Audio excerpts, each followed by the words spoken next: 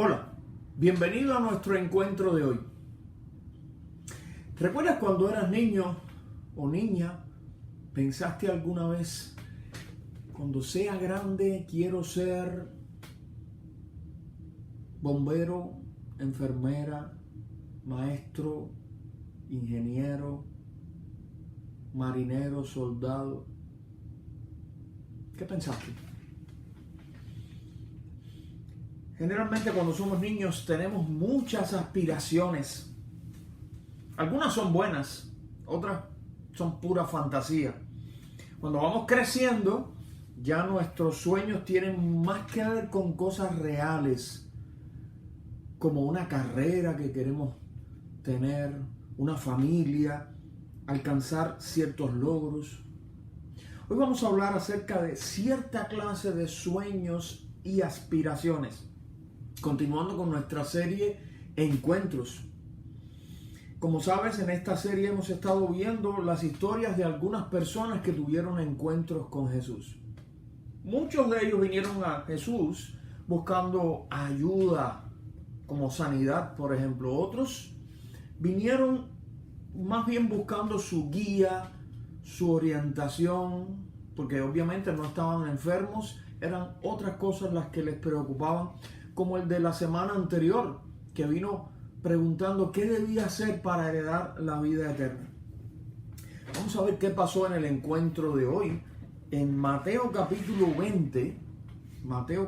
20, los versículos del 20 en adelante. Vamos a estar leyendo ahora mismo 20 y 21. Capítulo 20, versículos 20 y 21.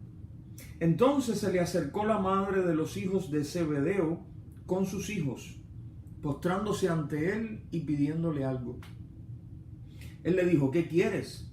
Ella le dijo, ordena que en tu reino se sienten estos dos hijos míos, el uno a tu derecha y el otro a tu izquierda. ¿Recuerdas quiénes eran estos hijos de Zebedeo? Se llamaban Juan y Jacobo. En algunos casos aparece Santiago, pero es la misma persona, Jacobo y Santiago. Fueron de los primeros que Jesús llamó para que fueran sus discípulos, y la Biblia nos cuenta que eran pescadores junto con su padre Zebedeo. Estaban allí pescando a la orilla del mar. Bueno, de hecho estaban arreglando las redes y todas sus cosas, y Jesús pasó y los llamó, y ellos dejaron todo, las redes, los barcos, el negocio de la pesca, dejaron a su padre allí y siguieron a Jesús. Así fue como Juan y Jacobo comenzaron a ser discípulos del Señor. Cuando Él escogió los 12 que Él enviaría, Juan y Jacobo estaban en ese grupo de los 12. Más tarde, junto con Pedro, formaron dentro de los 12 un grupo pequeño, más cercano todavía al Señor Jesús. En más de una ocasión, cuando Jesús quiso que le acompañaran no todos los discípulos, sino un grupo pequeño de ellos, probablemente los más cercanos a él, siempre seleccionaba a Juan, Jacobo y a Pedro. Ahora vamos a volver a nuestro encuentro de hoy. Aquí nos encontramos que ellos vienen con su madre hacerle una petición a Jesús. No dejes enfocarte demasiado en el tema de la madre como si fuera una madre con dos hijos pequeños y ella está pidiendo por sus dos hijos pequeños. No, eran hombres hechos y derechos, y su madre probablemente haya sido ya una mujer mayor, bastante mayor. Pero el caso es que vinieron haciéndole una petición. La petición era, dicho con las palabras de ella, ordena que en tu reino, le dice a Jesús, mis dos hijos se sienten, uno a tu derecha y otro a tu izquierda. ¿Qué significaba eso? ¿Qué significaba tener los asientos a la derecha y a la izquierda del trono del rey? Obviamente era como pedirle que ellos ocuparan los puestos de mayor importancia dentro del reino. Algo así como los ministros más importantes. Diríamos, bueno, el primer ministro y el ministro de Exteriores, ahí a los lados del rey. o sus consejeros más valiosos. ¿Por qué harían esta petición? Apoyados por su madre, ¿por qué harían esta petición?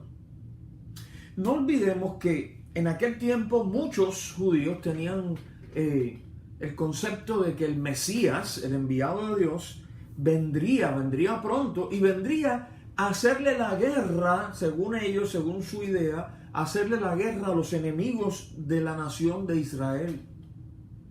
Bueno, en este caso, los romanos. Y finalmente establecer su reinado allí en Jerusalén. Aparentemente, muchos de sus discípulos pensaban eso mismo también. Y ahora que Jesús iba camino a Jerusalén, ellos probablemente vieron la oportunidad de que al llegar a la ciudad de Jerusalén, Jesús los convocara ahí a su alrededor para juntos tomar el poder y reinar. Reinar políticamente, reinar físicamente. A pesar de que él mismo les había dicho con exactitud lo que iba a suceder cuando llegaran a Jerusalén. Si tú miras allí en el mismo capítulo que estamos mirando, los versículos antes del versículo 20, en particular versículos 17 al 19, ahí está Jesús una vez más explicándole a los discípulos qué iba a pasar cuando él llegara a Jerusalén. Dijo que iba a ser entregado a los líderes judíos allí lo iban a dar muerte, allí lo iban a azotar, lo iban a crucificar. También habló de la resurrección. Pero es notable que los discípulos nunca entendieron muy bien estos anuncios de Jesús acerca de su crucifixión. Tal vez ellos lo tomaron como algo dicho en sentido figurado. Pero no fue hasta después de la muerte y la resurrección de Jesús que ellos recordaron esas palabras y entendieron cómo se habían cumplido delante de sus ojos. El caso es que en este momento del encuentro de hoy, Jesús y vienen los hijos de Zebedeo acompañados de su madre. Muchos de ellos estaban esperando otra cosa, a pesar de los anuncios de Jesús. Vamos a ver qué respondió Jesús a la petición de ellos. Vamos a leer versículos 22 al 23. Entonces Jesús respondiendo dijo: ¿no sabéis lo que pedís? ¿Podéis beber del vaso con que yo he de beber y ser bautizados con el bautismo con que yo soy bautizado? Y ellos le dijeron: podemos. Él les dijo: a la verdad, de mi vaso beberéis, y del bautismo con que yo soy bautizado, seréis bautizados. Pero el sentaros a mi derecha y a mi izquierda no es mío darlo, sino aquellos para quienes está preparado por mi Padre. ¿Qué quiso decir Jesús con esta frase, el vaso que yo he de beber? Vamos a entender mejor el significado de esta frase si lo comparamos con otra ocasión, de hecho después, una ocasión posterior, en la que Jesús dijo algo parecido y precisamente muy cerca de Juan y de Jacobo, que fue allí en el huerto de Getsemaní. ¿Recuerdas cuando Jesús oró? Como dijo: Padre, si es posible, pase de mí esta copa sin que yo la beba, pero no se haga mi voluntad sino la tuya.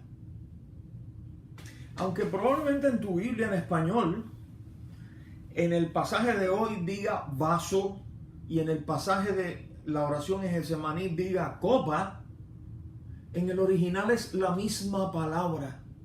Mateo, escribiendo allí en el griego, escribe la misma palabra en los dos casos. Las dos frases, las dos expresiones de Jesús son casi idénticas. Es la misma palabra griega que es la palabra poterion. A veces se traduce copa, a veces se traduce vaso, pero estaba hablando Jesús de lo mismo. En ambos casos Jesús estaba pensando y expresándolo figuradamente como una copa llena de algo que había que beber. Jesús estaba pensando en el sufrimiento que venía hacia él, el sufrimiento que él iba a tener que enfrentar, la traición, la soledad, los azotes, la muerte e incluso cargar con el pecado de la humanidad. Esa era la copa que Jesús tenía que beber. Y ahora le dice a Juan y Jacobo, porque ellos estaban muy preocupados porque querían sentarse a los lados de Jesús, estar en una posición casi tan alta o tan elevada como él. Y él le dice, ustedes pueden beber del vaso que yo voy a beber, o pueden beber de la copa que yo voy a beber. Lo dice también de otra forma, pueden ser bautizados con el bautismo con que yo voy a ser bautizado. Recuerda que bautizar es sumergir. Ustedes pueden sumergirse en lo mismo que me voy a sumergir yo. Es curioso que ellos respondieron, podemos, pero a mí me parece que ellos no estaban conscientes de todo lo que Jesús estaba implicando con aquella expresión de la copa que yo he de beber. Ellos no se imaginaban mucho. Si no, creo que no hubieran respondido tan rápidamente. Podemos. Ahora Jesús les dice, a la verdad, de mi vaso beberéis, de mi copa ustedes van a beber. Y fue así. Sabemos que los discípulos de Jesús, no en aquel momento, pero posteriormente, tuvieron que sufrir prisiones, cárceles, persecución, y la mayoría de ellos la muerte violenta. En el caso de Juan, que todo parece indicar que no sufrió una muerte violenta, pero sí, siendo anciano, fue deportado a la isla de Patmos, donde probablemente los prisioneros allí tenían que llevar a cabo trabajos forzados. O sea, ellos sí les tocó al final beber de la misma copa de Jesús, aunque ellos ahí dijeron podemos, probablemente sin estar muy conscientes de a dónde Jesús se encaminaba. Ahora, después de esta conversación, vamos a ver qué pasó y vamos a ver qué enseñanza aprovechó Jesús para darle al resto de sus discípulos. Jesús hacía mucho eso. Cuando se presentaba alguna conversación, algún tema, algún problema, después que él lo llevaba a su fin, él aprovechaba la ocasión para hablarle entonces a todos sus discípulos que habían escuchado, que habían visto, y les daba entonces una enseñanza que les pudiera servir a todos ellos. Vamos a estar leyendo ahora del 24 en adelante. Dice, cuando los 10 oyeron esto, se enojaron contra los 2 hermanos. Entonces Jesús, llamándolos, dijo, ¿sabéis que los gobernantes de las naciones se enseñorean de ellas, y los que son grandes ejercen sobre ellas potestad? Mas entre vosotros no será así, sino que el que quiera hacerse grande entre vosotros será vuestro servidor, y el que quiera ser el primero entre vosotros será vuestro siervo. Como el Hijo del Hombre no vino para ser servido, sino para servir y para dar su vida en rescate por muchos. ¿Te fijaste que los otros 10 se enojaron contra Juan y Jacobo?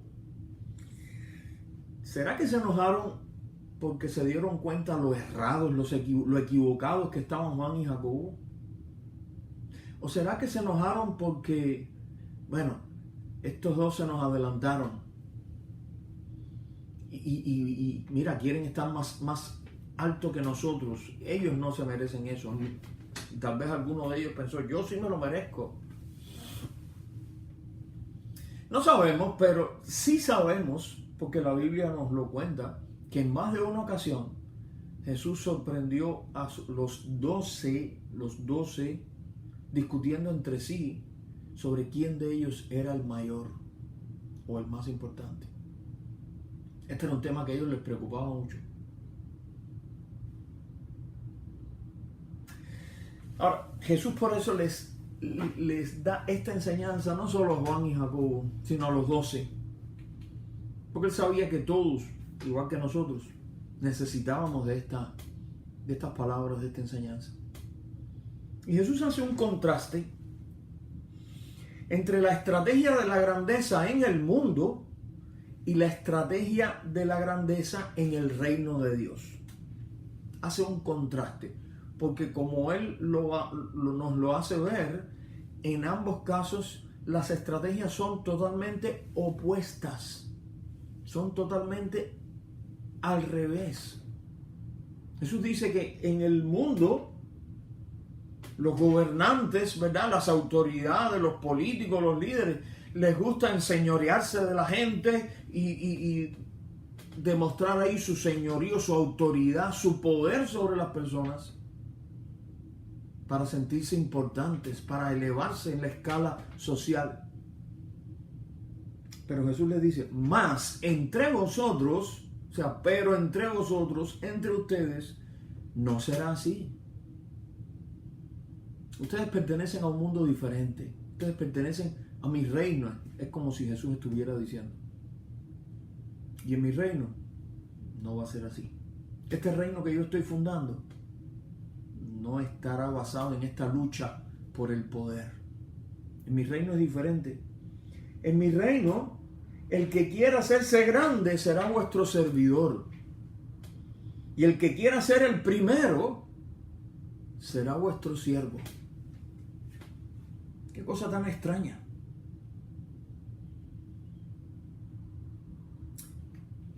No sé qué tú crees, pero en el mundo de hoy era difícil y es difícil aplicar estos principios que Jesús está diciendo. Porque por una parte está el caso en que a lo mejor tú digas, ok, yo voy a servir a los demás con humildad. Y entonces no falta la persona bien astuta que dice, mira este bobo, esta boba, esta tonta, este tonto. Voy a aprovecharme de su actitud humilde y servicial. Y por otro lado, tampoco faltan las personas que con buenas intenciones, pueden ser tus amigos, hasta tu familia, te critiquen. Y te digan, no, así no vas a llegar a ninguna parte. Hay que ser duro, hay que ser dura. Hay que escalar posiciones. Aunque tengas que pasar por encima de los demás. No puedes dejarte pisotear por nadie. Tú no eres inferior a nadie. Tú no tienes que servir a nadie. Que te sirvan ellos a ti.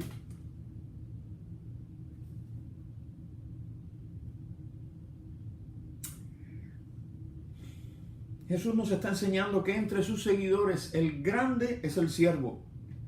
El camino a la grandeza es el del servicio a los demás. Y tal como vimos en encuentros anteriores, un discípulo debe seguir el ejemplo de su maestro.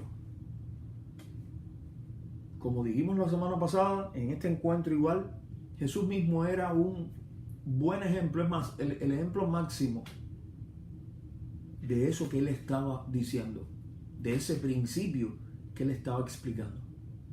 Porque él no solamente lo dijo, no solamente lo enseñó, sino que lo vivió, lo practicó, el principio de la grandeza por medio del servicio a los demás. Los que conocieron a Jesús sabían que él no solamente hablaba del servicio y de la humildad, él lo practicó. Él no estaba rodeado de 12 discípulos, hombres y algunas mujeres que estaban también siempre con el grupo, como quien se rodea de sirvientes para que vengan y lo sirvan.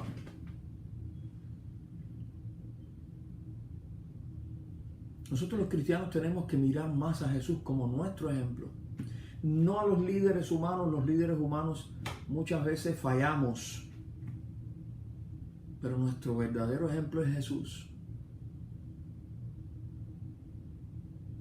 ¿Sabes? Probablemente una de las ocasiones en que Jesús mostró de una manera más clara en la práctica aquello que él estaba diciendo fue un poco después, allí en Jerusalén, cuando fueron a aquel aposento alto para la cena de Pascua con sus discípulos, y llegó el momento en que normalmente algún sirviente viene y le lava los pies a todos los invitados, pero ahí no había sirvientes. Ellos habían conseguido aquel lugar, pero para ellos nada más. Y ninguno de los 12 estuvo dispuesto a tomar el lugar de un sirviente, porque ellos eran tan importantes. Sin embargo, el más grande de todos, el Maestro, el Señor Jesús, el Hijo de Dios, fue entonces el que se levantó sin decir una palabra. Se preparó, se dispuso y allí se acercó a cada uno de ellos y les lavó los pies. Hoy hemos visto el encuentro que tuvieron con Jesús, dos de sus discípulos, acompañados y apoyados por su madre. Ellos estaban aspirando a los lugares de mayor importancia en el reino que pensaban que Jesús estaba pronto a inaugurar en Jerusalén. Jesús aprovechó la ocasión para dejarnos a todos una lección sobre la verdadera grandeza. Muchos de nosotros hemos soñado alguna vez con ser alguien grande o alguien importante. Algunos, de hecho, creen que ya son más importantes que los demás. El camino para llegar a ser grande en el reino de Dios es el camino del servicio humilde a los demás. Voy a repetir esta idea. El camino para llegar a ser grande en el reino de Dios es el camino del servicio humilde a los demás. Sí, es una paradoja o aparente contradicción, pero es muy real. El propio Jesús lo ejemplificó con su propia vida. Vino para servir, no para ser servido. Vino para servir y para dar su vida en beneficio de los hombres, de nuestra salvación. Por tanto, si queremos ser grandes o importantes ante Dios, si queremos ser como Jesús, tenemos que practicar el servicio desinteresado y humilde a los demás. No buscar que nos sirvan para sentirnos grandes, sino buscar maneras prácticas en las que podamos servir a otros. Vamos a orar. Y ahora, Señor, gracias por tu palabra y por tus enseñanzas. Gracias por enviar a Jesús a este mundo, Señor, como un humilde siervo. Gracias porque en Jesús nos mostraste lecciones prácticas, no solamente teóricas. Nos ejemplificaste cuál debía ser nuestra actitud. Ayúdanos, Señor, a tener nuestra mirada siempre puesta en el Maestro, siempre puesta en sus actitudes, en su manera de actuar. Ayúdanos a ser como Él. Cambia nuestra manera de pensar, cambia nuestra manera de sentir y ayúdanos a ser como Cristo. Bendice a esta persona que ha estado viendo o escuchando esto. Tú sabes sus necesidades, sabes sus preocupaciones, sabes sus aspiraciones, sabes sus sueños. Ayúdale, Señor, a modificar todo eso para conformarse a tu voluntad, que siempre es la mejor. Ayúdanos siempre a moldear, adecuar nuestras vidas para que sean conformes a tu voluntad, conformes a lo que tú nos enseñaste y que nos enseñaste de una manera práctica, real. Ayúdanos a andar por el camino del servicio humilde y a desechar toda idea de grandeza a través del poder. Padre, bendícenos, guárdanos en tu amor. Gracias, Señor, por todo. En el nombre de Jesús. Amén. Que el Señor te bendiga. Será hasta nuestro próximo encuentro.